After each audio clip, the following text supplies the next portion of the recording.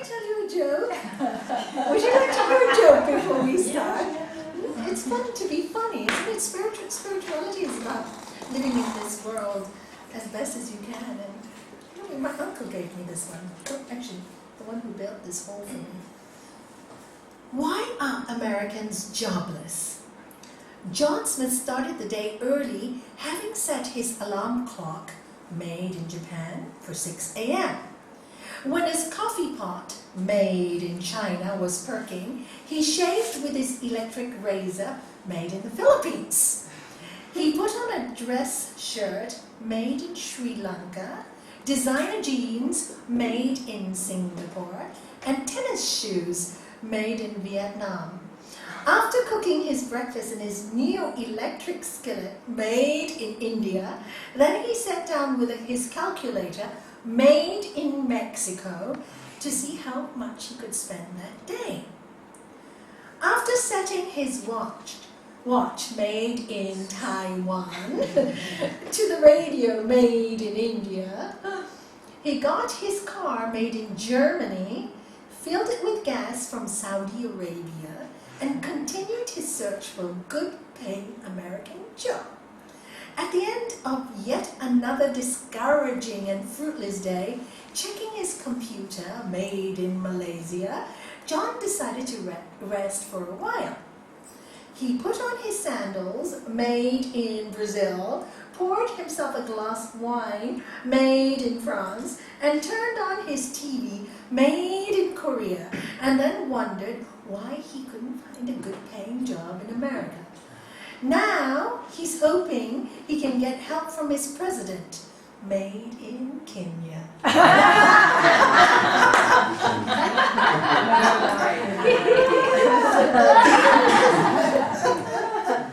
So the truth is out, they know he's Kenyan now. Yes, they do. Life, right? I know when my uncle read it to me, my uncle has a very nice habit of carrying these little things around with jokes, bunches of them. And he's a very educated man. I don't know how many honors he has all over the world, doctorates. He meets with all the top people of the world. And every time he carries these in his pocket, and he just makes people laugh at parties, you know, at dinners, and his family. And you know, you just think this is such a nice thing to do, you know. Yeah.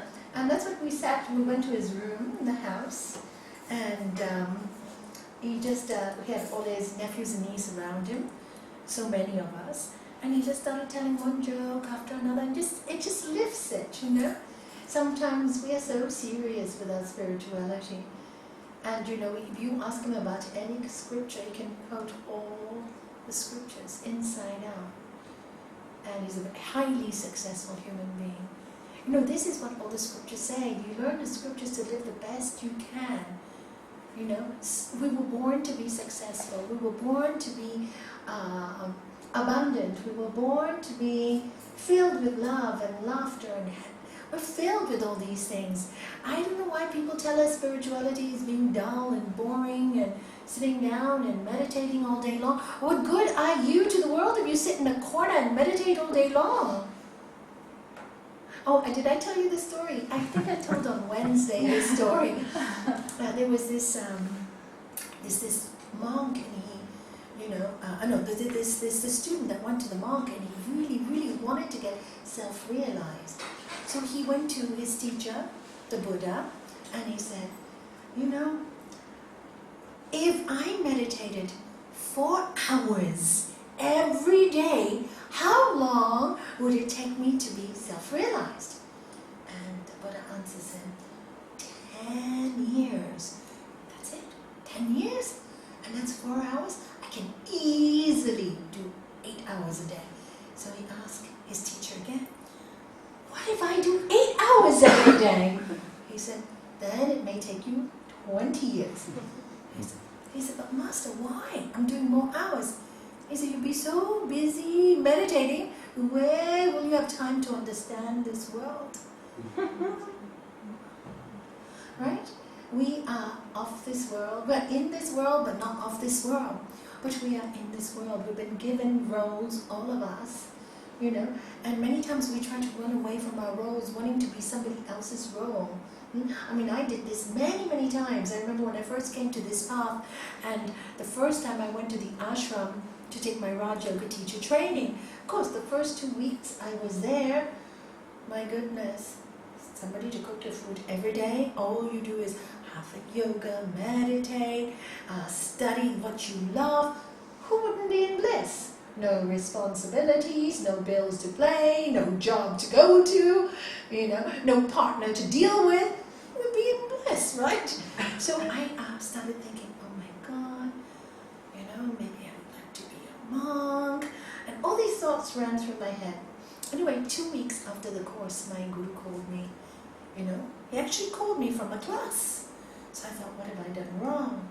Let's go for a walk. Went for a walk.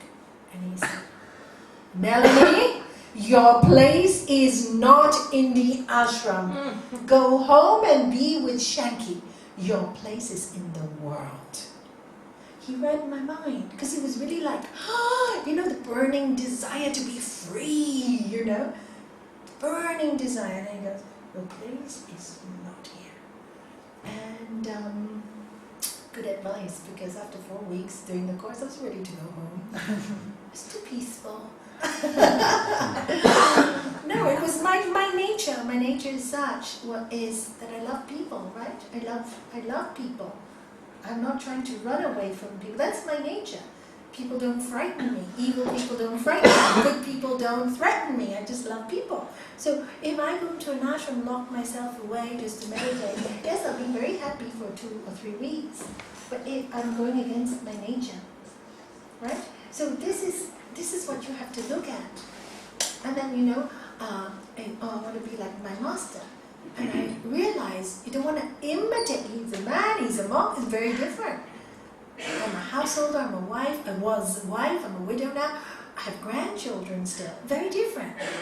Now, don't want to give all this up to go away to the mountains to find peace.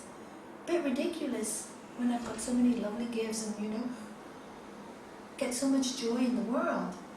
Good or bad, there's a lot of adventure in our world, isn't there? So then you realize we are where we should be. And when we need to move, we'll be called to move. There'll be a strength and a power so strong that you can't resist it. Until that time, be happy with your body and your mind and as who you are, and then grow to be the best you can in your place, the best you can. Because there's no double of you, you're the only one. I love this. Each one is designer make. Really, each one of us. I don't know why we go off to designer clothes or designer shoes, because right here is the design. You're only one of a kind. Even designers very rarely make one of a kind. You know, they normally make one in size 10, size 12. But still, it's 4 sizes, you know. But you are just one of a kind. So be who you are. And I am totally convinced as I get older and older that when we become what we're born to be, we really do find that spirit within. It's right here. It's right here. It's right here. It's nowhere else. But when you're not comfortable in your body and you're always wanting to be somebody else in somebody else's body, then you can never be free. Because you miss the point. Just miss the point. There's no point being anybody else. You're the best you are, where you are, and who you are. And then you realize that you're not so bad after all. You know, you're not so bad after all. All humans have their quirks. It makes you an individual. Why would you want to be somebody else? And this is the what I have learned all these years. So be yourself the kindest you can, the best you can, the most generous you can, the most loving you can. And that's all there is to do. In every way you can. And if you can't, okay, you're not perfect, big deal, start again.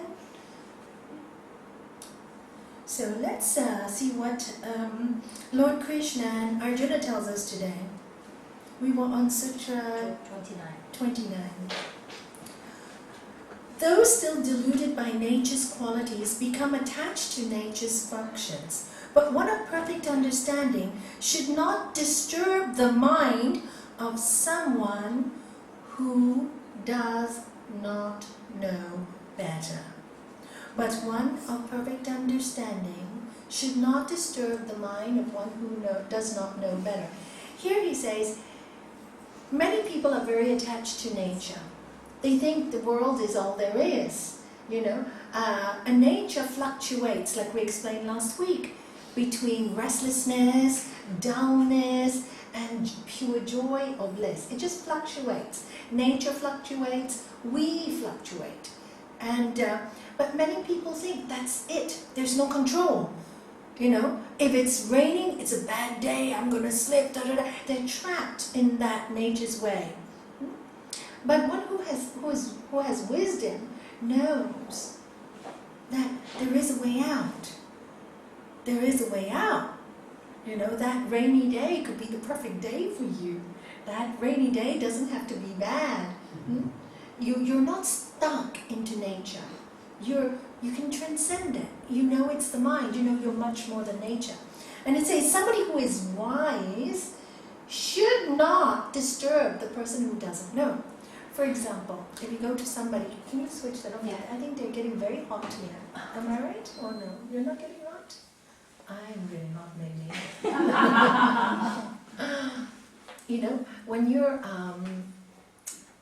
When you're wise, you understand. You're much more than nature. You're spirit. You can transcend nature. So today, for example, you feel it's okay. Maybe everything goes wrong today, but you're okay with it. Oh, it's my learning. And maybe you go to somebody else, and that person's had the bad day, and you say to them, "Oh, don't worry. My learning is you can learn to be happy with good and bad days." What will happen? They'll shout at you. So you don't understand me. You don't understand why. They'll get angry. So when people are on a different energy level from you, just listen. Do not disturb them. They cannot understand that. Many people come to me for counseling. They don't even understand what the spirit is, that they have a soul and a spirit. They're in such they are totally, for me, sometimes I see them in hell in the sense that they're so think that life is controlling them, God is controlling them, everything is controlling them. They can't breathe, they can't move on. And then slowly, very slowly, I introduce them to who they really are. And that yes, they have the ability to transcend nature. They can change the way they look at things. How to watch their mind, give it to them scientifically. And I have noticed in all these cases, if you give it to them scientifically, after a while, they themselves will ask for more. Okay, I want to know more about this spirit, this God. For me, God is this person that all these wars are caused by God and all this. I don't like that version. But I kind of like your version. And then you give them, and you tell them to take what they want, and don't take what they don't like, just leave, and get comfortable. And you see many people transform. They transform. That's why I love my job, because it's really nice to see people really have that diamond inside of them. The hell that they live in is only because of lack of knowledge, nothing else. But then they have to be ready to receive the knowledge. Because if you are not ready, if you are not hungry, and you're really full up, let's say you have a big lunch, and then you come here, and I force biscuits down your throat, you're going to be sick, right? Because if you're not hungry, and you get fed, you're not going to be well with it. So people have to be hungry for this knowledge in order to receive it. And when you're hungry, anybody gives you anything and you go, it's delicious because you're starving, anything, even something you don't like. Sometimes you will eat because you're so hungry. So it's very important for the person to be hungry. That's all it's saying. And if they're not ready, please don't try and force it down their throat. I always say we're not here to convert anyone. It's not about conversion, it's bettering ourselves. Full stop. Dedicate all your actions to me. Then your mind will rest in the self, free of the wishing and selfishness fever. I love this. Free from the wishing and selfishness fever. And then you can engage in your battle. You know, many battles come to all of us in life, whether we like it or not. Things are going to happen that we don't want, but it's come to you, right? And then, what's the problem that happens with these battles that come to you in your life, through relationships, whatever? I wish it wasn't like this. I wish, but why can't that person change? And why? And only if that person did what I wanted, everything will be okay. And wishing and wishing and wishing and wishing. And it is so selfish, because it's all about what you want. And this fever, it's like a fever, it drives you crazy. Right? Isn't it? It really is. So he says all those permanently think on the self, the higher self, when you're always focused, okay, you know, I'm really not this body, I'm really not this mind, I'm temporarily here. Everything in the end dies, right? So, okay, I really would like to be this situation to be this way. It isn't. It isn't this way. I have to just let it go and trust, rather than driving myself crazy, wishing people to change to be what I want them to be, or life to change, to make it the way I want it to be. I just gotta let it go, let people grow themselves, let life take on its own way. That's the battle we have in our mind. It's this controlling fever, this desire to have it this way. It actually makes you very ill. It doesn't make you happy. If it did, go ahead. Have as many desires as you like. But you will see what it does to you. This wishing. How do you get out of all this? I have to have. If I don't have, I won't be happy. How do you get out of it? By constantly focusing on your highest self. Okay? This is the situation. I still have to face this battle. Just by changing your way of thinking doesn't mean the battle is going to go away. And this is the fallacy most people have in their minds. Oh, if I become kinder, become better, my battle is going to go away. If I meditate more, my battle is going to go away. So sorry. The battle is there. But how do you deal? How do you go through this battle? You cannot run away. You run away, it'll follow you wherever you are. So the only way you can develop through or go through this battle is following your highest truths and highest self.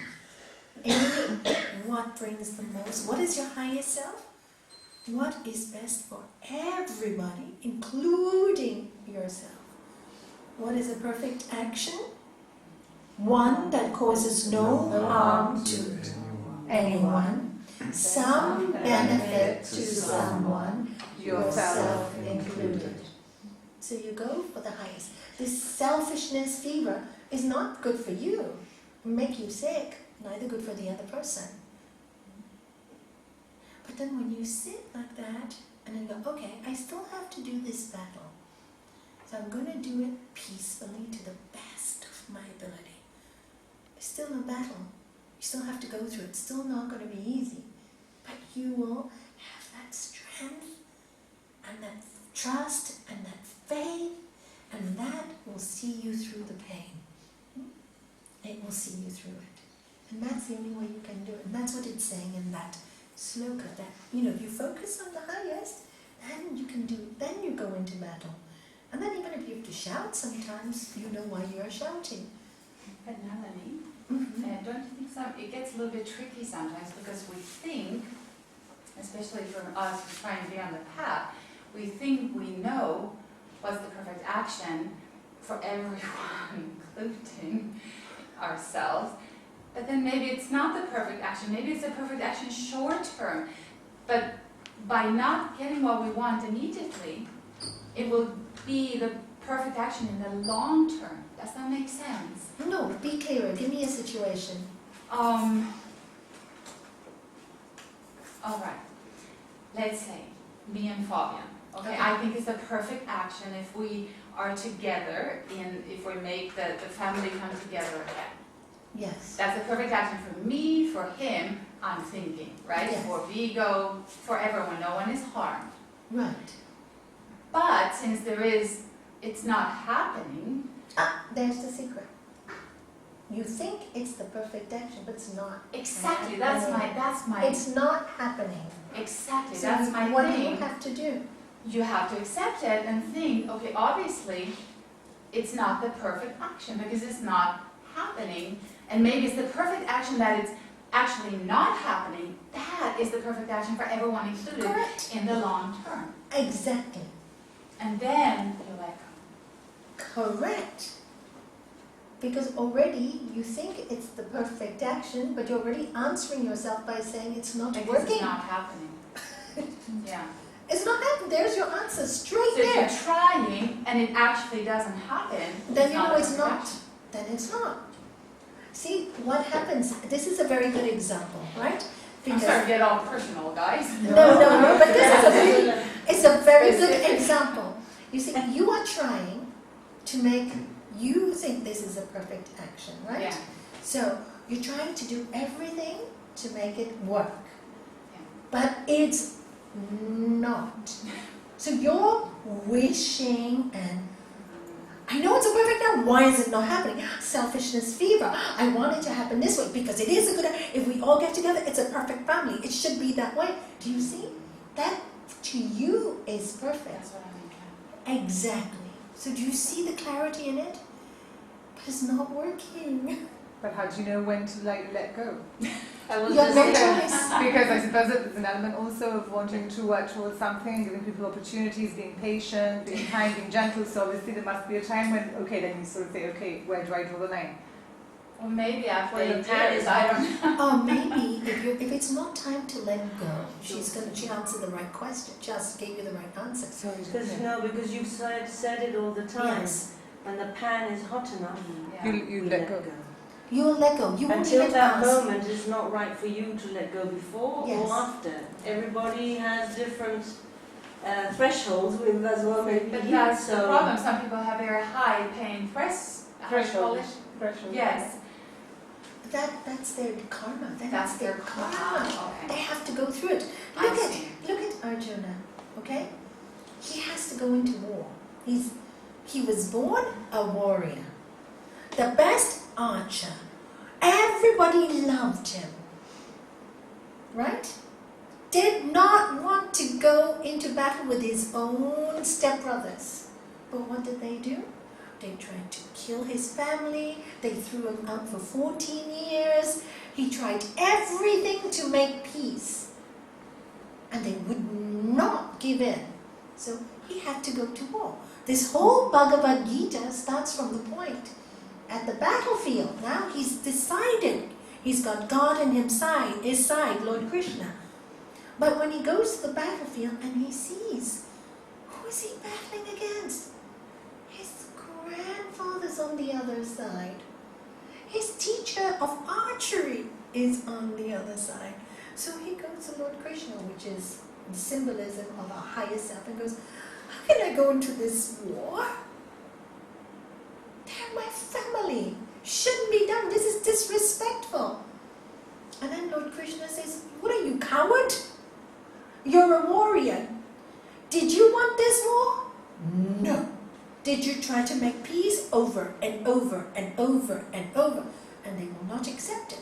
So there comes a time, if you don't live and fight for what is right, then people in the world will learn by your example because they all admire you. And if you don't protect goodness and truthfulness and right action, then who will? If you don't go into war and run in the mountains and meditate, what will you teach your people? Dishonesty will get you everywhere. Cheating will get you everywhere. You know, trying to kill people will get you. What kind of leadership is that? I know you don't want this war, but it's come to you. Why has it come to you? Karmic. It's your karma. So how do you go into battle? By focusing okay, this has come to me, not working the way I want. With your help, let me do the highest actions, goodness, but the highest actions doesn't necessarily mean the actions you want or you don't want. It doesn't, and that's the painful part. And that's when you have pain. And this pain, really, you have to sit with it. It will make you grow. We call it tapas. It's a burning. It's a letting go. Because really, you don't have control. When you have a desire and you don't get your desire fulfilled, you have to let it go. It breaks your heart. It's not easy. You have to live with pain. But you have to go through the pain in order to win the battle. It doesn't go away. But all the scriptures tell us that this high pain will soon disappear when you understand that in the long run, really, this is all an earthly drama. And one day, we'll all go in our grave and it'll be finished. So whenever I go through my... I feel so much better.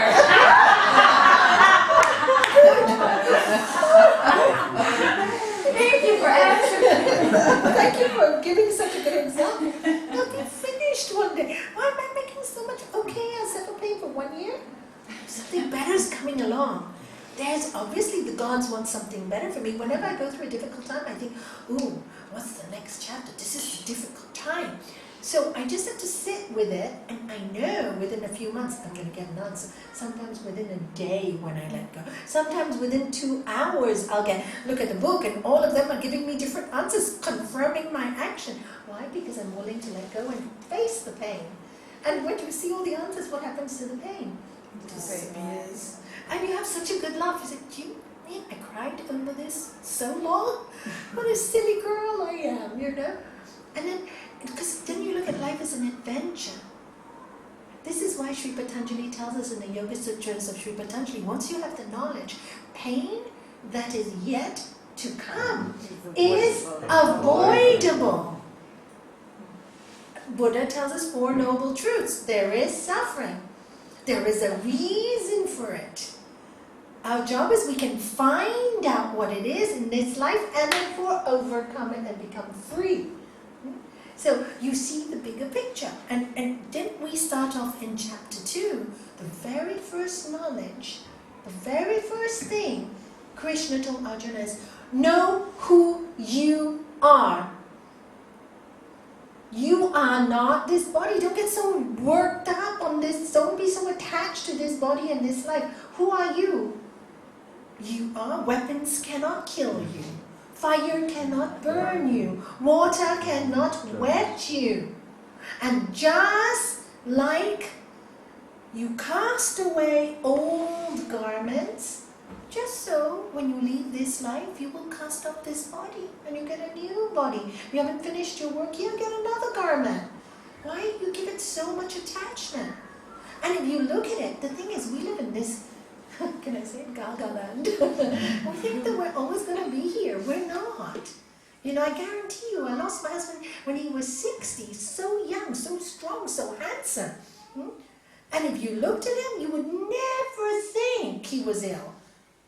Never. He always had this strength, never got sick. He was the one that protected. But you don't know. When death calls, and then life, you realize, you know, and that's what I tell many people. Appreciate what you have today. You don't know what tomorrow will bring. But sometimes what you have today is not what you think you want. Just live with it, sit with it, let it soak into your body and think, what is the highest good? And be patient. If you're meant to be, you will be.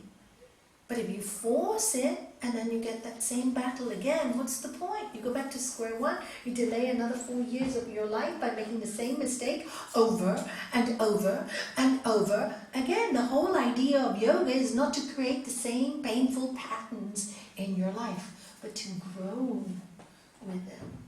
And the fear is, what if I lose this? Will I ever feel happiness again? That's the fear. The selfishness. Will I ever feel this happiness again? Will I lose that great love?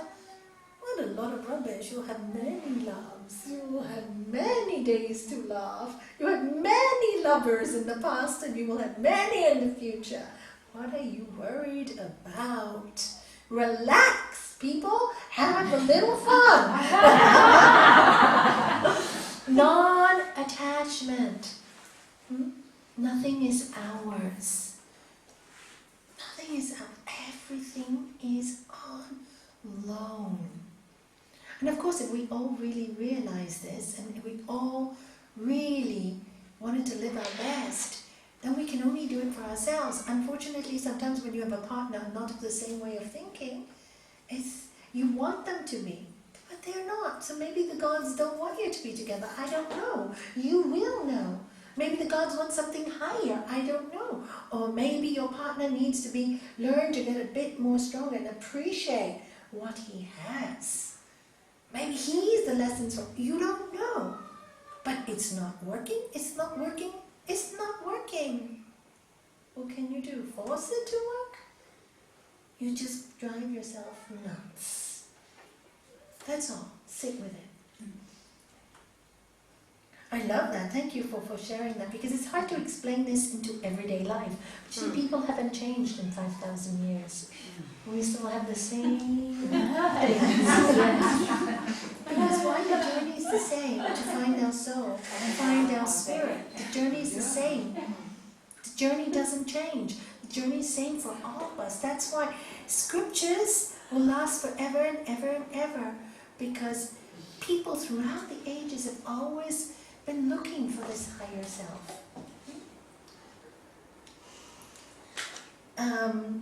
Whoever lives by these teachings with faith and without complaining. Sorry. Yes, you have a question? No. It just like sounded this like one? without complaining means sip it. Will transcend karma. Without complaining means without going, oh my God, you're this, again, why me? That's complaining, right? Because just accept. Don't complain. Just accept. It's the way it is. You know? What's the point to complain? By complaining, can you change things? You cannot change one single thing. I remember Annie asked me a really interesting question, which I didn't even ask myself when I had this huge cyst in my liver. You know, this was just after this place was completed. And you know, the operation was really quite serious. If you look at the internet, it's, you know, it's a very dangerous operation. Right? So Annie said to me, she said, Nalanie, how do you deal with this? Do you remember in the garden you asked me? You just got all this, and now this has happened to you. And I laughed. I said, great, I can leave this to my daughter and my children. At least she knows she has special needs child. Great, I've done it for her. But I really felt like that. And that she asked the question and I could answer like that made me realize how wonderful these teachings are. Because I didn't question once why. And everybody else did. Why do you have that cyst? People are using you, they're parasites, or this, all these kind of explanations. Another one, because, oh, Nalanie, maybe you have bread and butter in the morning and you have coffee. Another one with another. I have it. Full stop. No complaining. Now God, give me the easiest and fastest way to deal with it. Make me think straight, not complain, except so very easily. In 4 hours, I was diagnosed. Do you ever find anybody diagnosed in 4 hours? I was diagnosed in 4 hours. And within a week, I was operated. Do you know? By the best doctor that life could find for me. Honestly, he was brilliant. And so kind and so good with me. And it was a holiday the day after I was operated. My son flew from Hong Kong. And he said, Doctor, it's a holiday. It's the 6th of December. Don't worry. I will come every day on my holiday just to see your mother. So, do you see, when you don't complain, things just work for you. They just happen. I don't know how it happened. You know, my son goes, Mom, how did you find? I didn't. I go, I didn't find him. I called my daughter found this doctor found this. All I did was accept. Oh, interesting. And then think, if I should die, then I should make sure that my daughter knows where the will is kept and what she should do. So I just said, my will is in my person. But Mom, don't speak like that. I said, I'm not going to die, but in case, you should know. You have to be quite practical. It's there. I have another account here. You should know. You should know these things. And if I live, great. You still know. I don't mind if you know. Everything half, and you just do a note for what I want for other people and charities. You just give that for me, and that's it. Done. It was so simple. And I really felt like that. Why? Because I think so many years of study and spiritual study, and you watch life, and you watch death, and you watch life, and you watch death, and you see nobody escapes death, nobody escapes death, and nobody escapes death. And then you become a little detached. You become a little detached from your body. You're not so important anymore. You're not so important, no big deal. I don't think I'm a big deal, If I die today or die tomorrow, no big deal. What is a big deal is how I lived my life. You see? So how you live your life is a big deal. That you should be ready. I'm ready to go now. I've done great things. I've left this, I've lived the best I could with that feeling. I traveled all over the world if I wanted to. I painted when I wanted to. I danced when I wanted to. I laughed when I wanted to. When I didn't want to do things, I didn't do them. I never pretended. So, this is being honest with yourself. Then you can leave the world easily. Alright?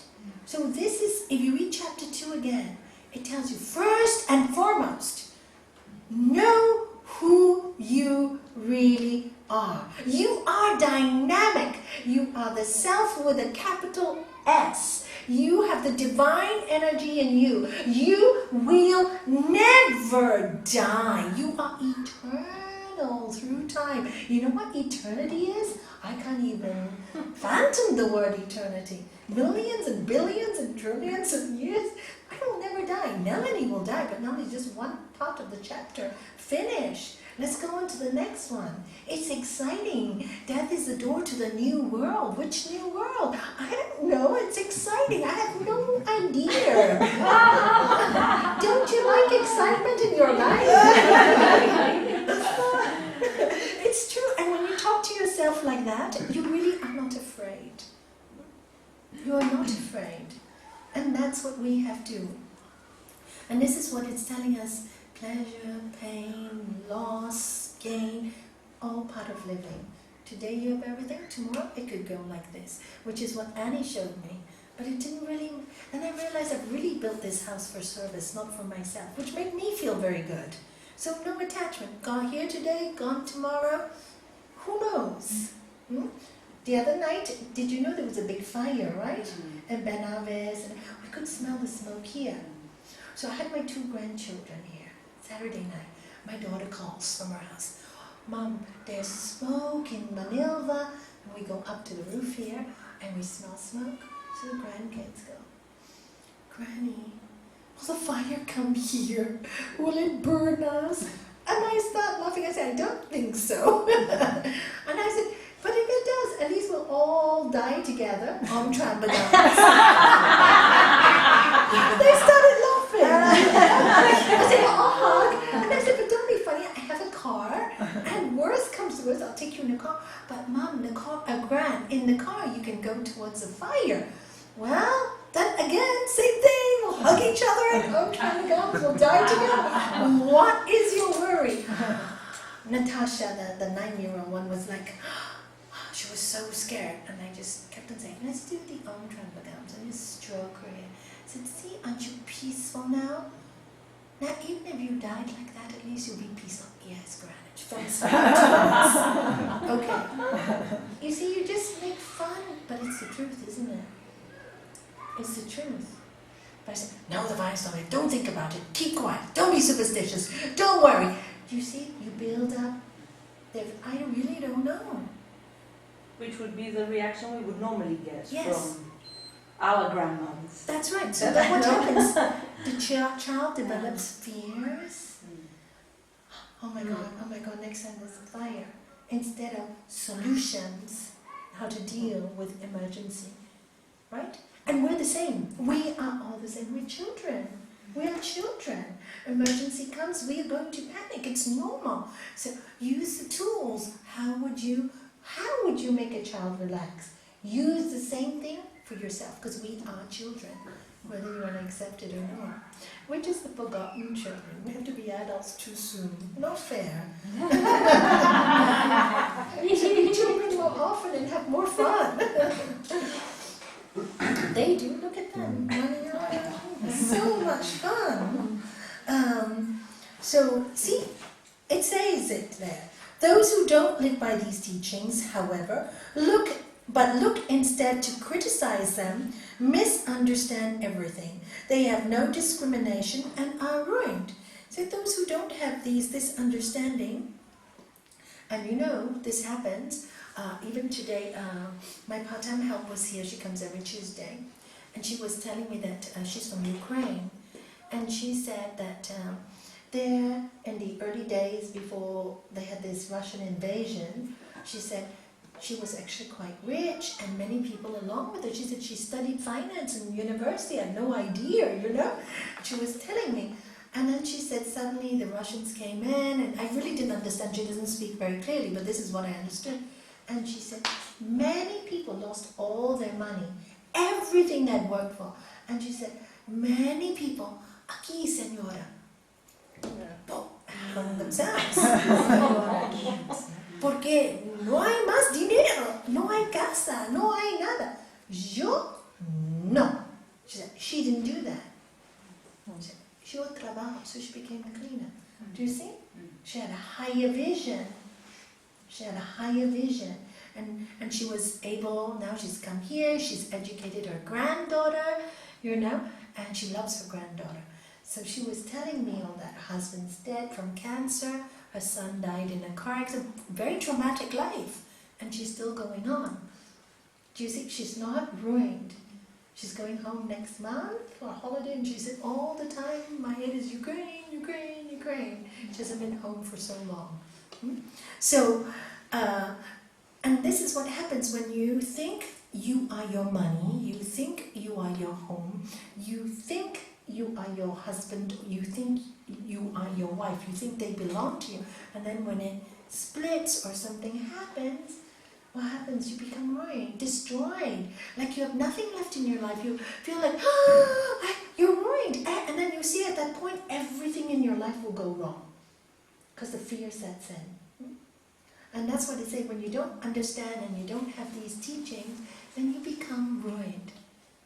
How many people I've seen lose their spouses and they become miserable on antidepressants for years.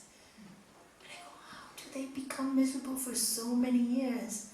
It's really horrible, because the pain I had the first 6 months was so horrible. How can they do this 1 year, after another year, after, you know, they must be really living in hell. For me, they live in hell. So I'm very grateful for these teachings, because I was able to take myself from hell to heaven on this earth. And that's what it's for. You don't fall apart. We're all gonna die. Who's next? We don't know. I make it sound like I want to go, pick me. Spin the bottle. No, we should make it sound like that. Maybe they just want to die. I'm sorry to say. I don't want to do that. Just to make it exciting. You have a lot to live for. It sounds exciting, right? You can't die till you fulfill your mission. Okay. And you have much to do. You will live a long life. And many of you have much to do. Some of you haven't even started your life's mission. Some of you haven't even started what you were meant to do. I was mentioning to Gita and Nirvana and Annie the other day, I said, if you think of our master, you know, he built the Lotus Temple, which is an amazing wonder of the world, really, nothing like it on this whole world, in this whole world, at the age of about 17. You know? How much can we do? He died at 88. He did the best work and the most effective work the last 18, 19 years of his life, from 70 to 88 when he passed away. The most effective work. So please don't tell me anybody is old to do work. because there is much you can do, you know. And if you look at the stories of successful people, they're not afraid to go on. Did you ever read I know many people don't like McDonald's, but the guy who started it, do you know he was a failure year after year after year, or was depressed, then he lost his wife, then he lost everything. At the age of 54, he was a driving salesman. He sold some burger bar, whatever it was, and he thought, got the idea, went to some investors, and look. You know, I'm just saying, well, maybe he didn't bring the best thing to the world. But he found himself. I don't know where he is now. What is? I'm not saying what's good or bad or wrong or right. I'm not saying. I'm just saying from failure to success. Who knows in God's eyes what is failure and what's success? I certainly don't. And I'm not here to criticize anybody who does, who thinks they know, because I don't know. I really don't know. I'm not a judge. I just think that if you can go from misery to joy, why not? And in that joy, if you can help other people and serve other people and share with other people, great. And that's all I can tell you. So if you think, so don't want to die yet till you fulfill your mission. And if you feel there's still you have that feeling, I have a lot to do in my life, do it. Do it.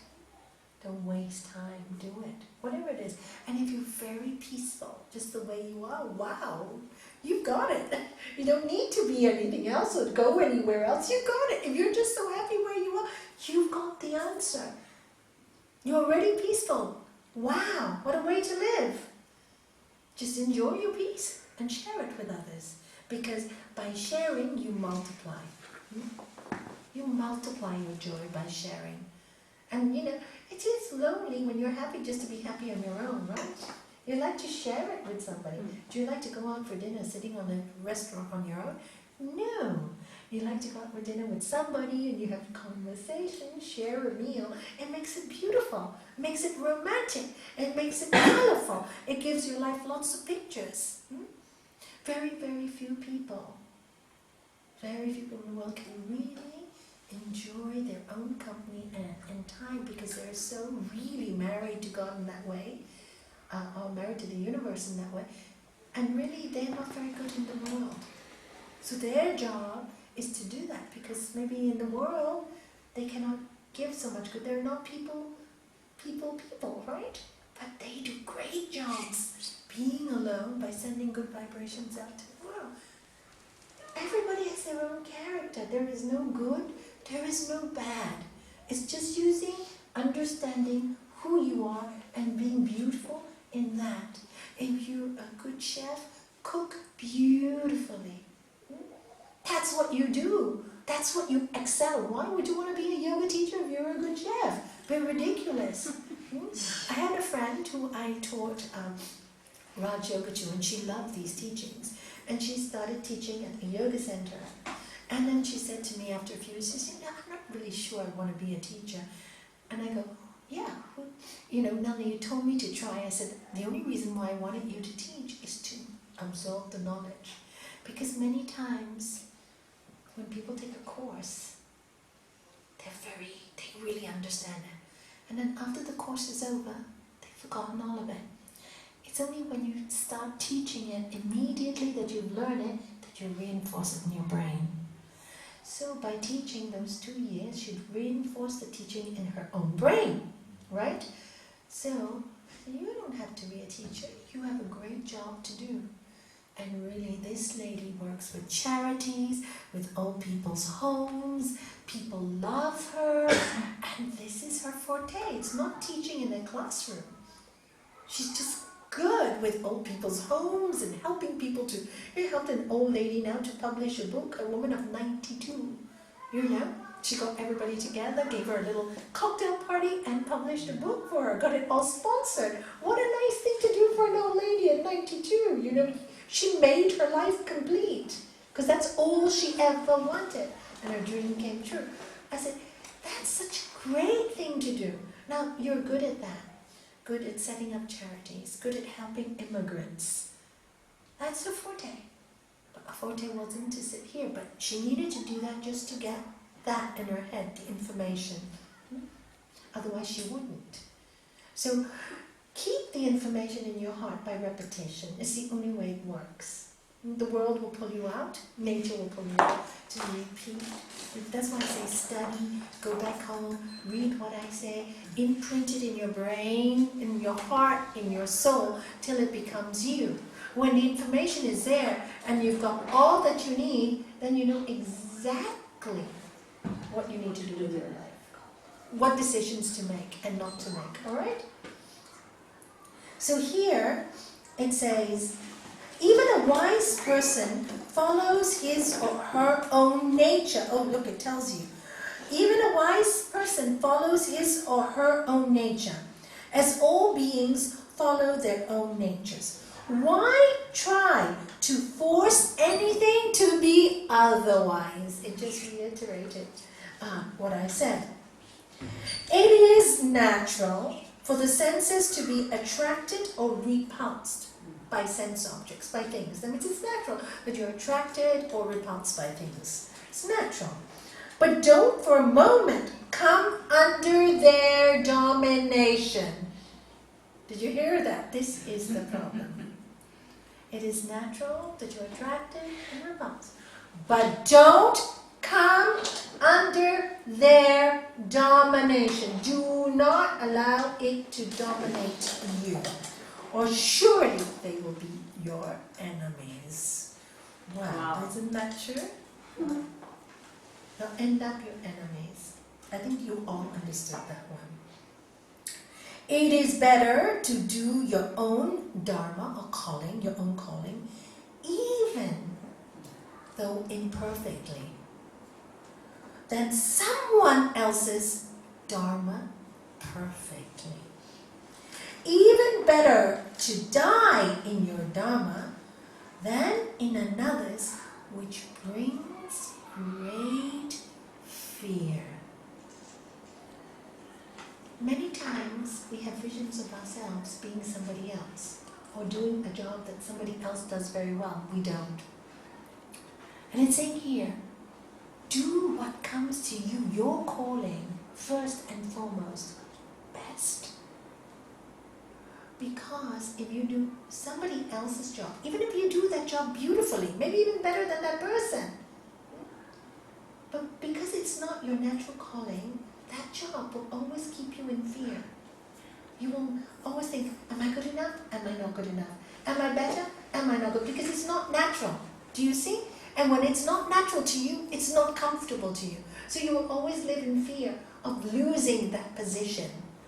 Losing that position. Like so many people become great, great teachers, right? Yoga teachers, and they're really good. Suddenly they go to a workshop with many, many yoga teachers, and everybody's saying how clever they are, right? And then what happens? The person who's a great teacher will come back wanting to be as good as one that they had seen, and then feeling not good enough. I'm not good enough as I am.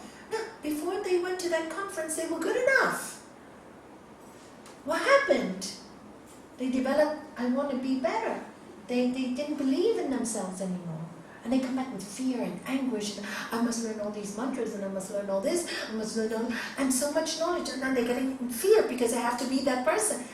Forget it. Be who you are. That's one thing I learned. I'll never be the best, and I'll never be the worst. Thank God I'm average. You know, you feel so comfortable with being average.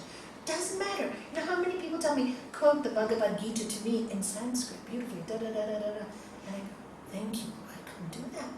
Wonderful. I'm so thrilled you can do that. But it's not my calling to quote it in Sanskrit. It's not my calling. My calling is to work with an international group. Just to show you how smart I am, I go, oh, I can do the whole Gita. No, it's your calling, great. I love it. I love to listen to you, but I don't have no desire now to learn Sanskrit. Just what I need for prayers and meditation, just enough to wish the world well, to get into that silent mode. Anything extra, I don't want to complicate my life. Do you see? You see, many of us, I use myself as an example because you are very much, all of you, have your same things like me. We're just ordinary human beings. And we all have the same battles. And if we can just accept ourselves for who we are, and better who we are, and not try to be the best or the worst, just who we are.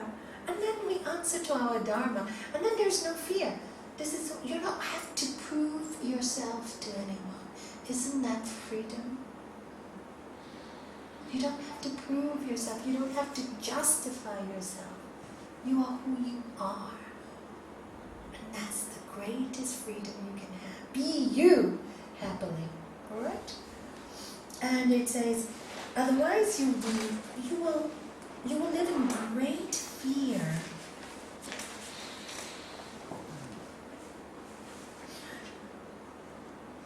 Okay. That's the next one. If you have the Gita, please read Gurudev's his translation of this sloka, because it's very beautiful. Then Arjuna asked the Lord, what force is it that drags us into sin? Remember, sin is another word for obstacle. Even against our will, as if by some compulsion.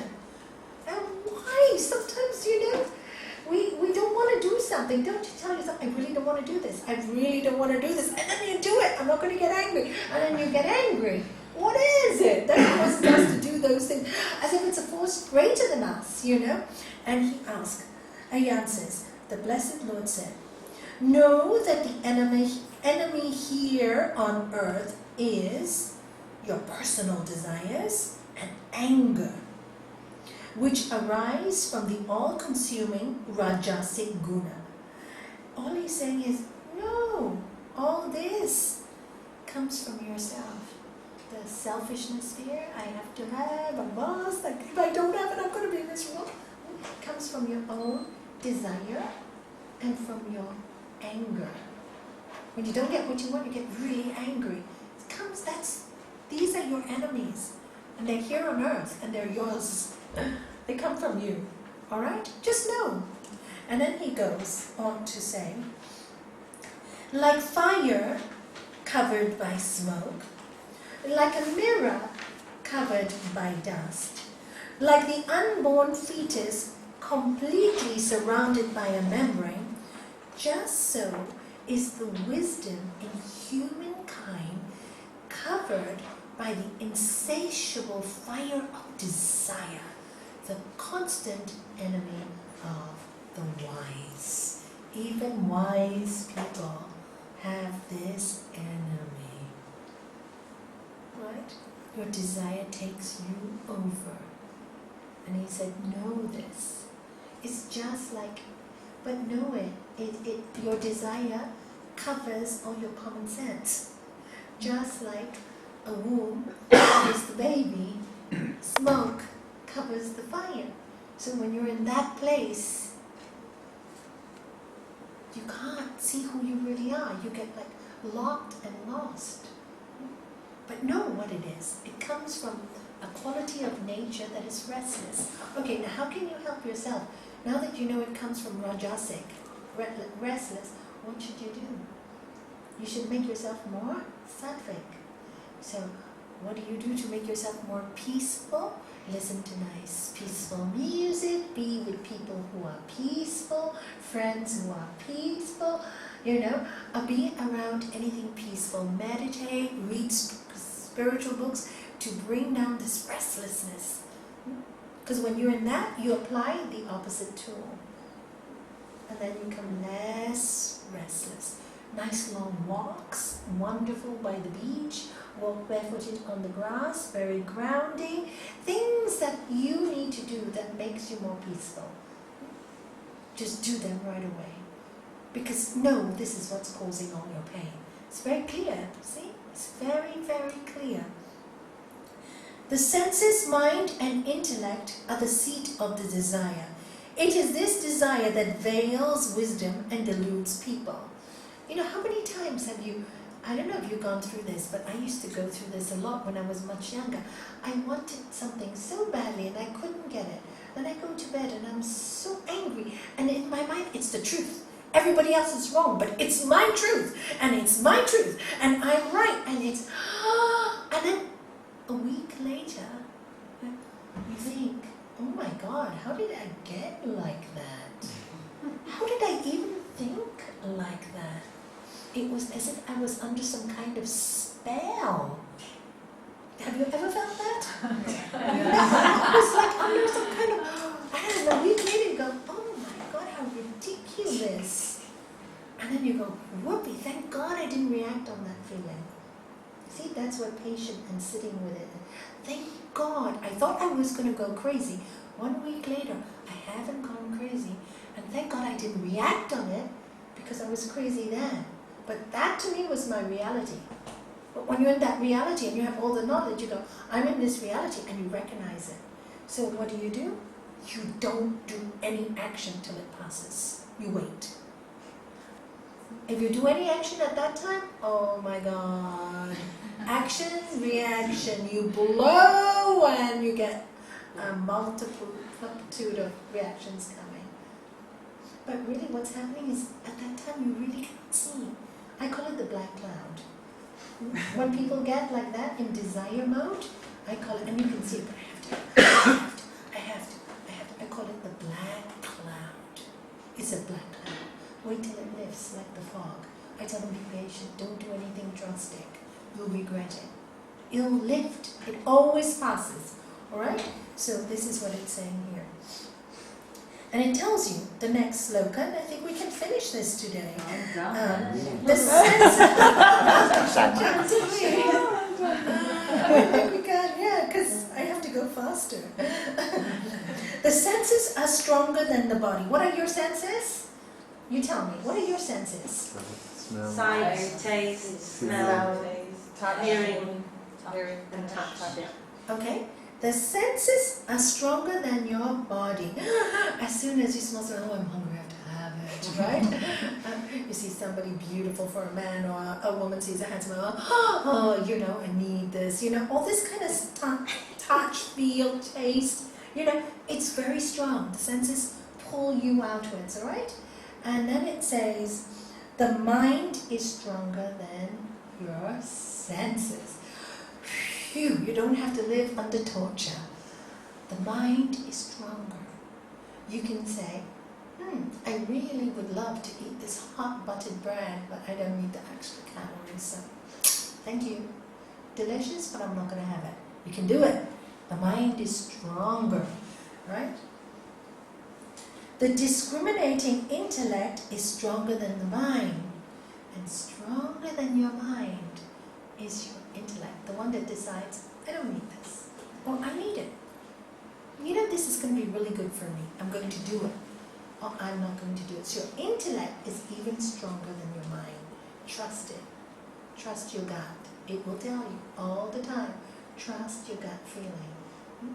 And more than that, and stronger than the mind, the intellect, and Atman is above the intellect, your soul energy.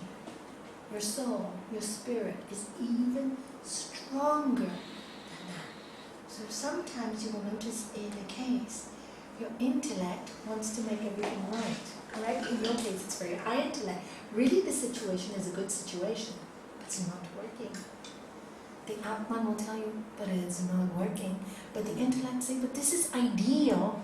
And the Atman will say, ideal from your intellect point of view, but from the bigger picture, not happening. Not happening.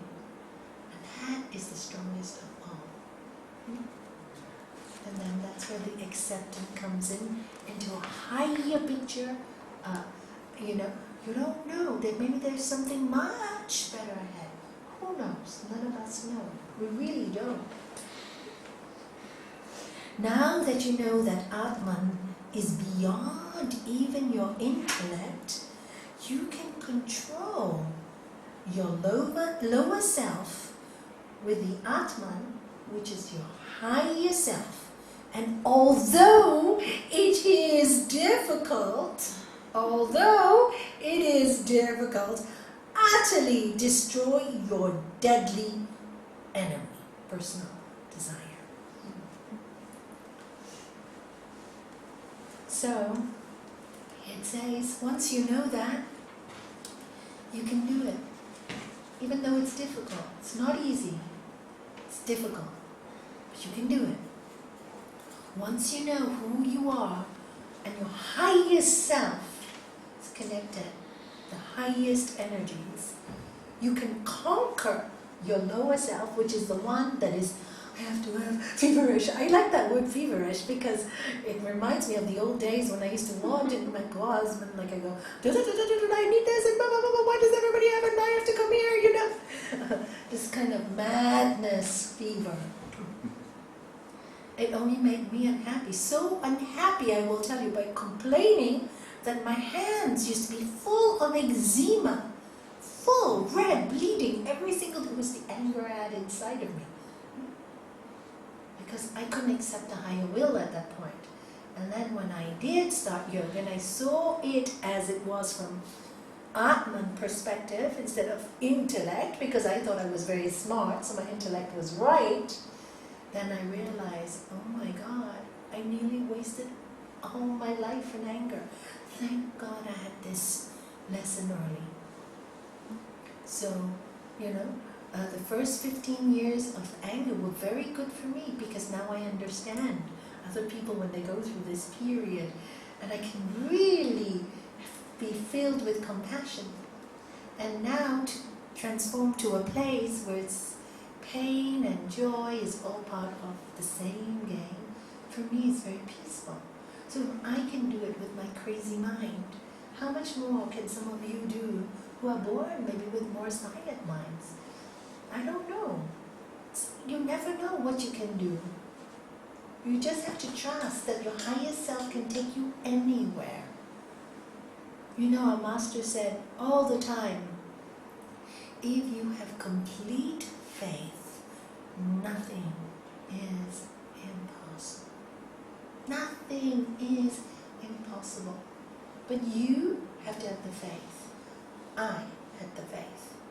Before I'm dead, I'm going to find my peace. That's it. Full stop. Pain, sorrow, I'm going to go through all the spectrum. I know. We all do. Who doesn't? And that was my reality check. Who doesn't? Who doesn't? Everyone does. What's the big deal? Why so much fuss? Why so much complaining? Why destroying another life? Because you can't deal with your own truth? It's wrong. For me, it was very clearly wrong to destroy somebody else's life, you know. So this is the teaching of the great science of yoga, the great Gita, and this is why so many philosophers, so many masters follow.